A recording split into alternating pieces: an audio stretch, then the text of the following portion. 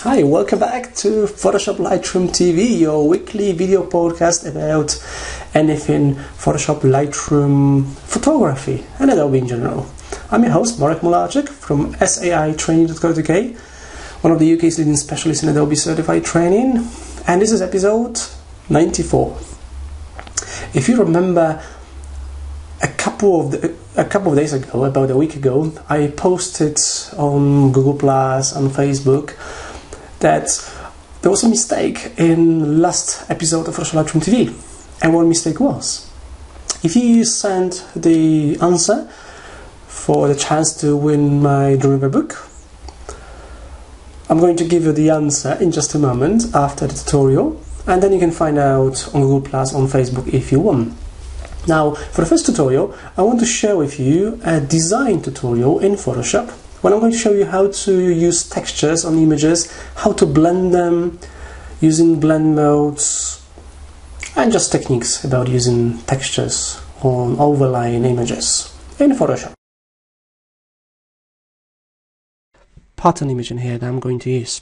The first step is going to be drop the pattern into one of the images. I'm just going to drop it with the move tool. I'll just click, hold the mouse button down and drag to the tab. And before I reach the mouse button, I'll hold the shift key down, and this will position the image in the center. Okay. If the pattern you're using is too small or too big, just resize it. So you can go to edit, free transform. This image is really big, so I'm going to scale it down. And to scale it down using the center point of the image, I'm holding down shift key and alt key at the same time. Okay. I'll zoom in. If you're going to do more resizing to the image, maybe convert it to a smart object. I'm just going to leave it in this case. And to blend it with the image below, I'll just use one of the blend modes. So I'm going to try the overlay to start with, because overlay quite often creates interesting effects, like in this case here as well. You can lower the opacity of the layer, of this adjustment, of this layer on the top, if the effect is too strong. But here's another thing you can do. I'm just going to keep the opacity 100%. And instead, I'm going to convert this layer to black and white. So I'll just go to Image, Adjustments, Black and White. I'll keep it on default, that's fine, just click OK. So there are no color artifacts here within the image, it doesn't really change the color, just applies the texture. And now I can still play with the blend modes. Overlay looks good, maybe soft light, interesting, maybe... Let's try darken. No. So in this case, overlay looks great with the black and white pattern layer on the top. And obviously, we can now scale the pattern to match what we want it to look like on the image. So I could scale it up or down, depending on the effect trying to achieve here. That's the image. It disappeared for a moment. Okay?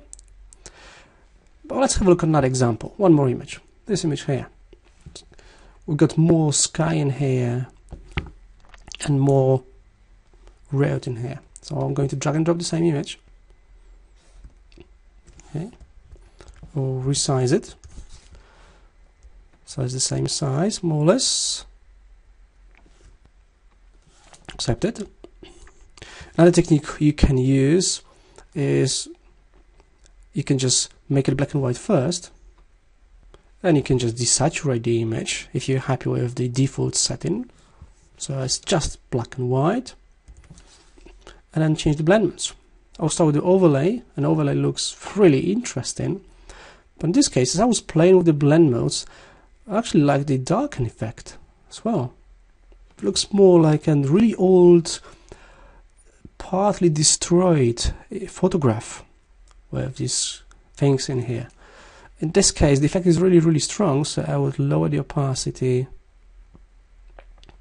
Another thing you can do is, if I just leave it on opacity 100%, if you don't want the effect to show everywhere, what you can do is you can just create a selection on the image. So I'm just going to use the lasso tool and just create a selection around here, the mountains, maybe this area here,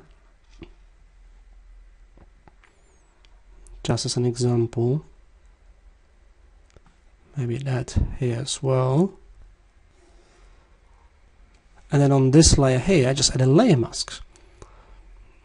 Okay. So just add a layer mask to it.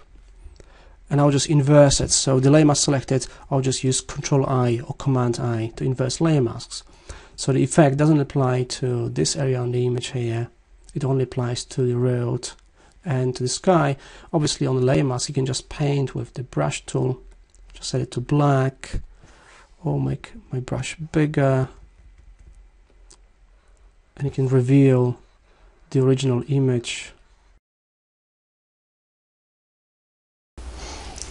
I hope you enjoyed it, this tutorial on using textures in Photoshop. If you have any ideas, any suggestions, if you want me to cover anything, just let me know. You can contact me through my Google Plus page or my Facebook page or Twitter, LinkedIn, anywhere. Or you can just go to my website saitraining.co.uk and contact me through the contact form on the page. Now back to the question. The answer to the question from last episode of PhotoshopLightroomTV was the mistake that I made on the episode, hopefully the only one, but the obvious mistake was the episode number. This was episode 93 and I mentioned episode 92 or maybe 94, but it was a wrong number. Now this one is episode 94 of PhotoshopLightroomTV, so getting closer to episode 100. Now for the second tutorial, what I'm going to share with you is a great website where you can download loads of useful add-ons, extensions to Photoshop. Some really exciting ones. So let me show you that. Here's the resource I want to show you. Here's the Russell Brown's website. You may have heard about Russell Brown. Russell Brown is the godfather of Photoshop. He's been involved with Photoshop and Adobe for many years, and I'm sure you've seen some of his amazing videos on Photoshop online.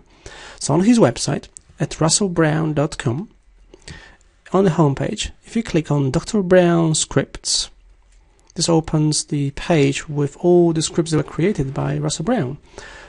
First, please read me first to find out exactly what's going on. Things like Russell Brown will not be able to easily answer any questions you may have about the extensions. Okay.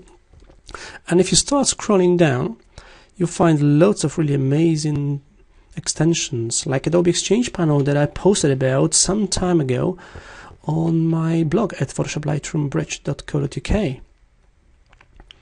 And now some really pretty amazing extensions like this watercolor assistant. And I love the way the Russell Brown spelled the word color in watercolor. So what you do is once you find extension, you just click on download file to download it to your computer. Okay. So I'm just going to quickly show you can just download it. Okay. It may take a moment before it downloads the entire file. And once the file finishes downloading, in this case we're getting the zip file, so it's a container for the files, and I'm going to extract them straight away. What we get in here is the installer. Okay, so you can either double click on it or you can right click on it to open the file, and it's going to install with the Adobe Extension Manager. In this case, Adobe Extension Manager CS6, because I'm on CS6. Going to close that. I'm going to accept the terms and conditions. Okay, that's fine. I know what I'm doing here, so I'll click install. Yes, and in just a moment the extension is going to be installed here and appears under Adobe Photoshop CS6. Okay, now let me show you how to find it. So I'm just going to close that. I'll quickly open Photoshop.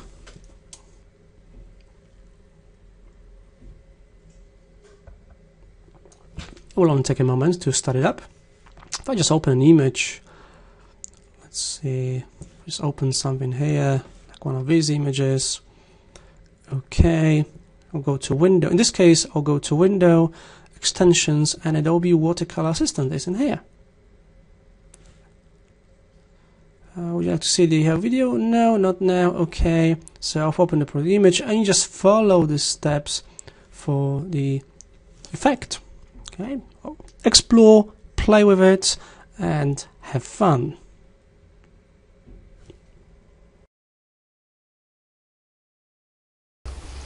Welcome back once again. I hope you enjoyed this resource, this tutorial.